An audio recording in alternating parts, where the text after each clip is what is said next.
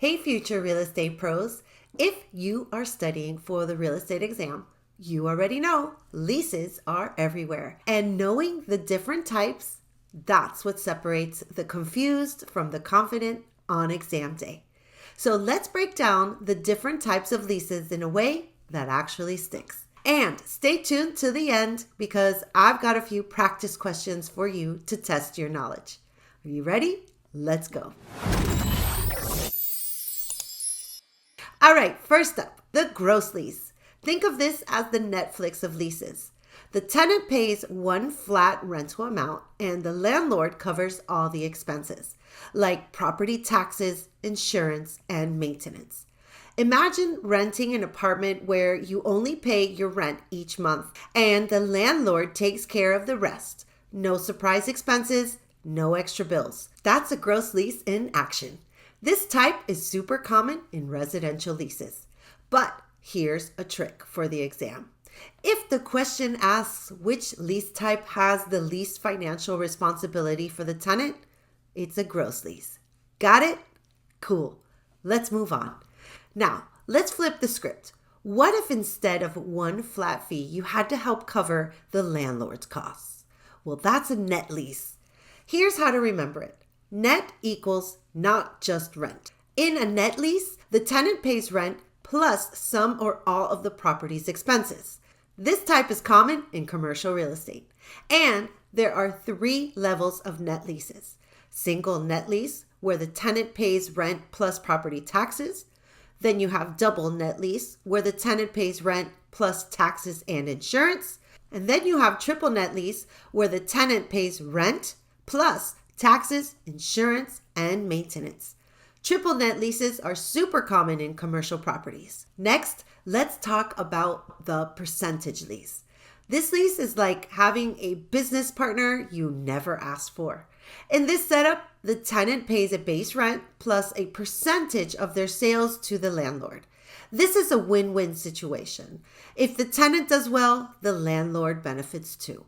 You'll most likely see this in retail spaces like malls or shopping centers. Let's say you run a clothing store in a mall with a percentage lease.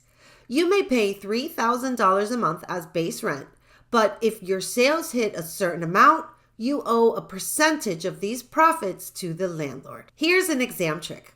If you see a question asking which lease type is commonly used in real estate, boom, percentage lease. All right, now let's dig into ground leases. And yes, dig is the perfect word because this lease is all about land. With a ground lease, the tenant leases only the land and builds on it. But here's the catch. When the lease is up, the land and any buildings on it go back to the landlord. Imagine you lease a vacant lot for 50 years and build a restaurant. You're running the business, but you don't own the land. When the lease is over, the land and the restaurant belong to the landowner. Ouch! This type of lease is common with gas stations, fast food chains, and large retailers like CVS.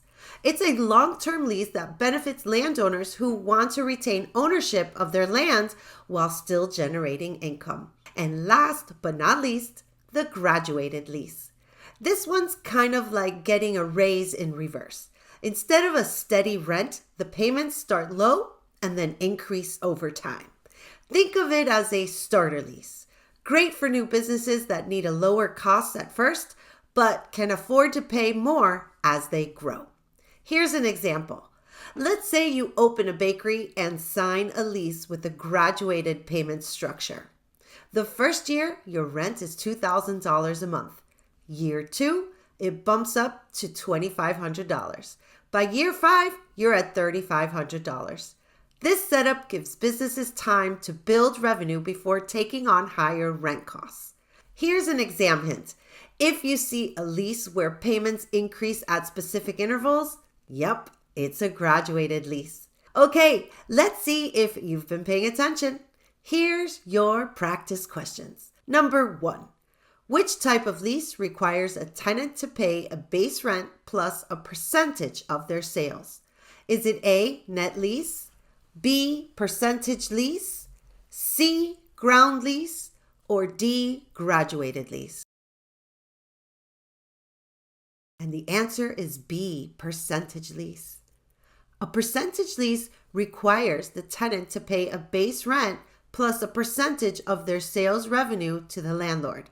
This type of lease is common in retail spaces, such as shopping malls, where landlords benefit from the tenant's business success. Number 2, in a triple net lease, A, the tenant is responsible for all expenses. B, the property owner is responsible for all expenses. C, the tenant is responsible only for property taxes, insurance, and utilities. Or D, the property owner is responsible only for property taxes, insurance, and utilities. The answer is A. The tenant is responsible for all expenses. Remember, in a triple net lease, the tenant pays for property taxes, insurance, and maintenance costs, in addition to rent. This type of lease is common in commercial real estate as it shifts most financial responsibilities from the landlord to the tenant. Number 3, what is the difference between a triple net lease and a gross lease? Is it A, in a triple net lease, the tenant pays rent, taxes, insurance, and maintenance, while in a gross lease, the landlord pays these expenses? B, in a triple net lease, the tenant pays rent and insurance, while in a gross lease, the tenant pays rent and taxes? C, in a triple net lease, the tenant pays rent and maintenance, while in a gross lease, the tenant pays rent and insurance? Or D, in a triple net lease, the tenant pays only rent, while in a gross lease, the tenant pays all the expenses? The answer is A. In a triple net lease, the tenant pays rent, taxes, insurance, and maintenance, while in a gross lease, the landlord pays these expenses. Remember, a triple net lease requires the tenant to cover rent plus property taxes, insurance, maintenance costs, shifting the financial responsibility to the tenant. In contrast, a gross lease means the landlord pays for these expenses and the tenant only pays a fixed rent amount. Number 4, which of the following is incorrect concerning leases? Is it A, with a gross lease, the tenant pays a fixed rent and the landlord pays all expenses associated with the property, including taxes and insurance? B, with a net lease, the tenant pays a fixed rent and the landlord pays all expenses associated with the property, including taxes and insurance? C, with a net lease, the tenant pays fixed rent plus property costs such as maintenance and operating expenses? Or D, with a percentage lease, the tenant pays rent based on gross sales received by doing business on the leased property? And the answer is B. With a net lease, the tenant pays a fixed rent and the landlord pays all expenses associated with the property, including taxes and insurance. This statement is incorrect because in a net lease, the tenant, not the landlord, pays for some or all of the property's expenses, such as taxes, insurance, and maintenance. In contrast, in a gross lease, the landlord covers these costs while the tenant pays a fixed rent. Let me know how you did in the comments below. And if you're getting value from this video, don't forget to like and subscribe for more real estate exam tips.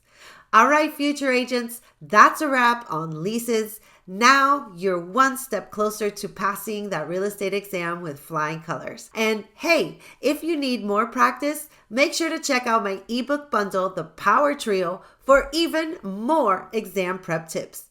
It comes with all the math and vocabulary concepts you need to pass your exam, no matter what state you're in. Make sure to check out the video on the screen to learn even more about what to expect on your real estate exam. Thanks for watching, and as always, just call me, Maggie, if you need help passing that exam. See you in the next video.